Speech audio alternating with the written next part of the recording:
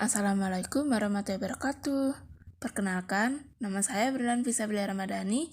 Pada video kali ini, saya akan menjelaskan mengenai landasan yuridis pendidikan.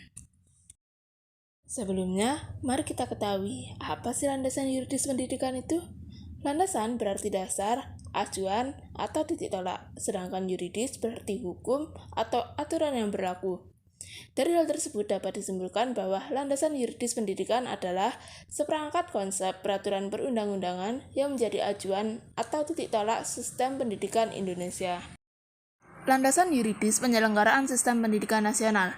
A. Cita-cita pendidikan dan amanat Undang-Undang Dasar 45 mengenai penyelenggaraan sistem pendidikan nasional. Yang pertama, terdapat pada pembukaan Undang-Undang 45, yakni pada mencerdaskan kehidupan bangsa. Yang kedua, terdapat pada pasal 31 ayat 3, yakni pemerintah mengusahakan dan menyelenggarakan satu sistem pendidikan nasional dalam rangka mencerdaskan kehidupan bangsa yang diatur dengan undang-undang. Definisi pendidikan nasional dan sistem pendidikan nasional.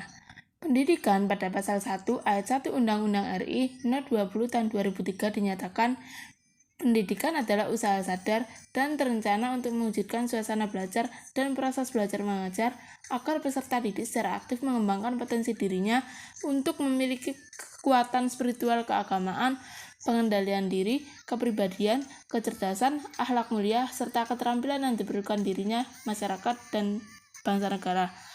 Kemudian, pendidikan nasional dan sistem pendidikan nasional adalah pendidikan yang berdasarkan Pancasila dan Undang-Undang Dasar Negara Republik Indonesia tahun 45 yang berakar pada nilai-nilai agama, kebudayaan, nasional Indonesia, dan tanggap terhadap tuntutan perubahan zaman.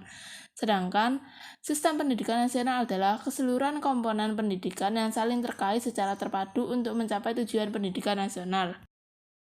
Visi pendidikan nasional adalah terwujudnya sistem pendidikan sebagai peranata sosial yang kuat dan berwibawa untuk memberdayakan semua warga negara Indonesia berkembang menjadi manusia yang berkualitas sehingga mampu menjadi proaktif menjawab tantangan zaman yang selalu berubah. Hak dan kewajiban warga negara pada pasal 31 ayat 1 Undang-Undang Dasar 1945 memberikan jaminan bahwa tiap-tiap warga negara berhak mendapat pendidikan. Hak dan kewajiban orang tua, sebagaimana pada pasal 7 UU RI Nomor 20 Tahun 2003. Yang pertama, orang tua berperan serta dalam memilih satuan pendidikan dan memperoleh informasi tentang perkembangan pendidikan anaknya. Kemudian yang kedua, orang tua dari anak usia wajib belajar berkewajiban memberikan pendidikan dasar kepada anaknya. Kemudian, hak dan kewajiban masyarakat.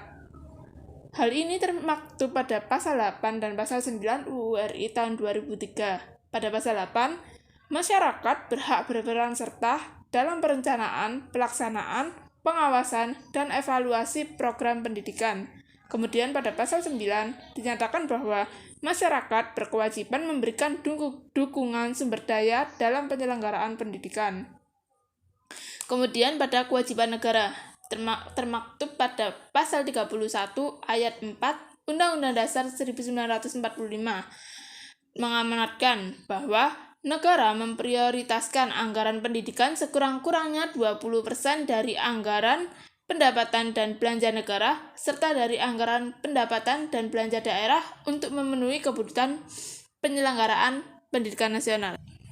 Hak dan kewajiban pemerintah dan pemerintah daerah sebagaimana termaktub dalam pasal 10 UU RI Nomor 20 Tahun 2003. Pemerintah dan pemerintah daerah berhak mengarahkan, membimbing, membantu, dan mengawasi penyelenggaraan pendidikan sesuai dengan peraturan perundang-undangan yang berlaku.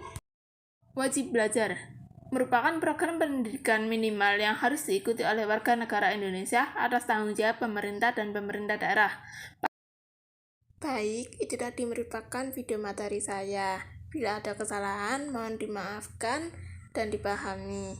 Sekian dari saya, terima kasih. Wassalamualaikum warahmatullahi wabarakatuh.